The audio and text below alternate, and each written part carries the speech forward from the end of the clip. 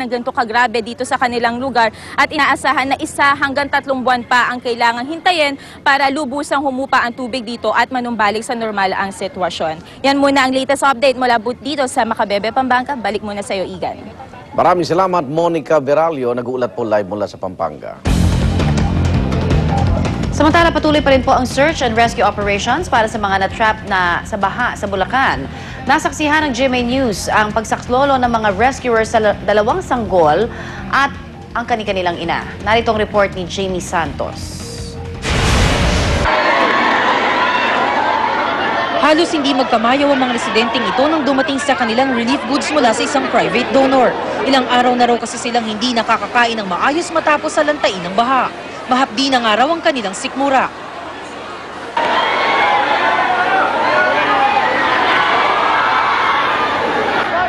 Ayon sa lokal na pamahalaan ng Hagonoy, problema talaga ngayon ang kakulangan ng relief goods sa mga nasalanta sa Bulacan. Isang babaeng bagong panganak at ang kanyang sanggol ang kailangang i-rescue sa Barangay Santa Monica na lubog pa rin sa baha. Sumama ang GMA News sa pagsuong sa baha. May 6 na kilometro ng baha ang nilusong namin at ng rescue team. May punto pa nga kailangan buhatin ng rescue team ang rubber boat dahil sumasadsa dito sa bato. Kinailangan ding labanan ng malakas na ragasan ng tubig. Nang marating namin ang kinaroroonan ng mag-ina, kailangan pang pasukin ang masikip na iskinitang ito. Habang papalapit sa bahay ng mag-ina, palalim naman ang palalim ang baha. Maya-maya pa, nakuha ng sanggol na inilagay sa batya para di mabasa. Binuhat din ng rescuer ang ina para hindi raw mabinat. Sa di kalayuan, may mag-ina rin kailangan ng tulong para maligtas sila ng kanyang panganay na sanggol. Hanggang tuhod ang baha sa kanilang bahay. Mahirap daw kung magtagal pa sila roon bukod sa walang kuryente, baka pupugin daw ng lamok ang kanyang 4-month-old na baby. Tila nabunutan naman ang tinik ang mga inang natulungan matapos silang makaalis sa kalunos-lunos na sitwasyon kasamang kanilang mga munting anghel. Ala na po. Feel ko po safe na kami. Mahirap po kasi po may baby. Natatakot po kami baka po may paparating daw pong bagyo. Ayon sa rescue team, nawawala raw ang kanilang pagod kapag may nailigtas silang buhay. Saya po ang pakiramdam namin dahil yung mga nakukuha naming mga pasasalamat sa ating mga kababayan, nagpapasalamat sila sa ating pagtulong sa kanila. Nakakataba po yun ang puso. Tulong-tulong naman ang mga lalaking ito na buhatin ng isang bangka. Sakay nito ang isang lalaki na iniligtas nila matapos atakihin sa puso. Sa aming pag-iikot, nakita rin namin ang 2 lalaking ito na tinatanggalan ng balahibo ang kanilang panabong na manok. Tama-tama, wala nang makain eh. Mataan din namin ang mahabang pila ng mga tao para makakuha ng malinis na tubig. Para sa unang balita, Jamie Santos reporting. Pangulong Noynoy Aquino nakatakda na pong dumalaw sa mga biktima ng baha sa Tarlac, Pampanga at Bulacan ngayong araw. Pero puna ng kanyang mga kritiko, tila huli na raw ito. Depensa naman ng Malacanang, sadyang hindi lang daw mahiling magpapogi ang Pangulo. Darito ang report ni June Veneracion.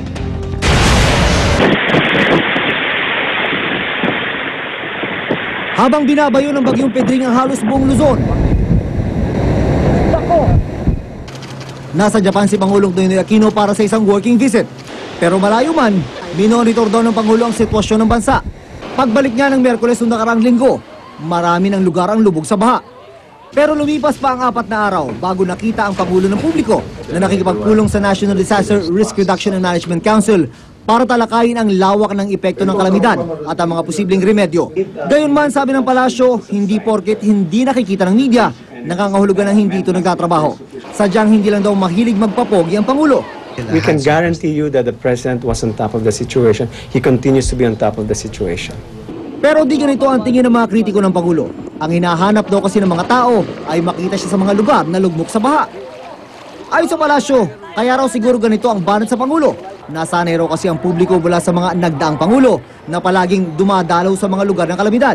Pero iba raw ang Pangulong Aquino.